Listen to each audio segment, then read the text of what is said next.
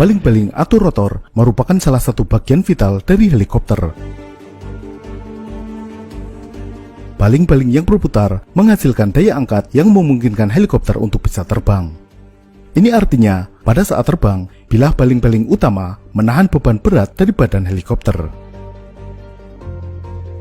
Pada saat terbang, baling-baling juga berputar dengan kecepatan cukup tinggi. Kecepatan putar baling-baling antara 250 hingga 500 rpm. Ini memang tidak secepat putaran baling-baling pesawat terbang.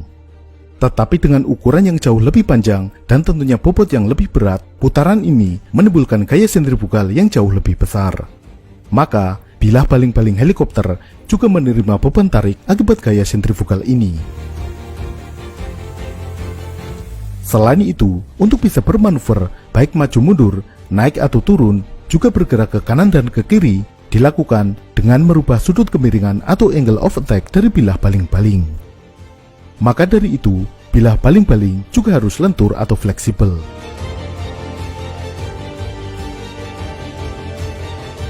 Jadi, terbuat dari apakah bilah baling-baling helikopter?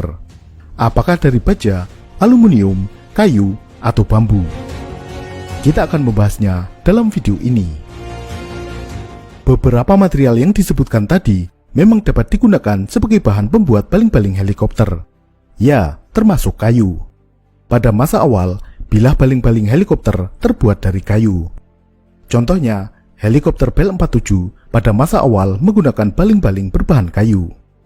Ini karena pada masa itu, kayu merupakan material yang tersedia yang memiliki sifat ringan, relatif kuat, dan fleksibel. Tapi tentu saja, bilah kayu ini tidak memakai papan kayu begitu saja yang dibeli di toko material. Bilah baling-baling kayu dibuat dengan teknik laminasi, yakni kayu dengan arah serat berbeda-beda disusun membentuk struktur baling-baling. Ini agar kuat menahan beban dari berbagai arah. Bagian luar dilapisi lapisan fiberglass. Kemudian, untuk menambah kekuatan, di bagian dalam diberi tulangan dari batang baja. Namun, baling-baling kayu ini memiliki beberapa kekurangan. Di antaranya sangat mudah terpengaruh oleh cuaca atau kelembaban.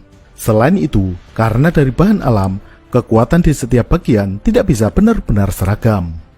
Maka, baling-baling berbahan kayu ini segera tergantikan oleh material lain yang lebih handal. Material berikutnya yang digunakan adalah aluminium.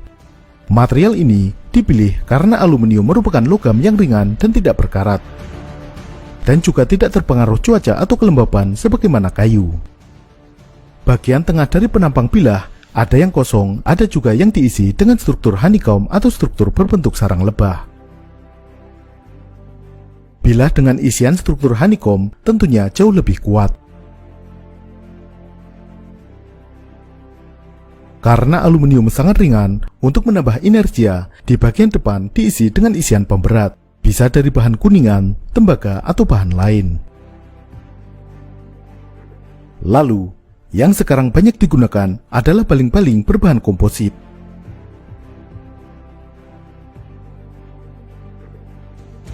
Material komposit yang digunakan saat ini umumnya adalah fiber karbon atau serat karbon. Material fiber karbon ini digunakan untuk bagian luar bilah dan juga rangka yang memberi bentuk airfoil pada bilah. Bagian dalam diisi dengan busa untuk mengisi kekosongan. Karena material komposit umumnya kurang tahan terhadap abrasi, di bagian depan atau leading edge diberi pelindung dari bahan stainless steel. Ini karena saat berputar dengan kecepatan tinggi, bilah baling-baling akan bergesekan dengan udara. Partikel-partikel abrasif seperti debu dan butiran pasir yang tertabrak bilah baling-baling lama-lama bisa mengikis bilah baling-baling tersebut. Dengan leading edge dari stainless steel ini, maka bilah akan terlindungi. Itulah bahan yang digunakan untuk membuat baling-baling helikopter.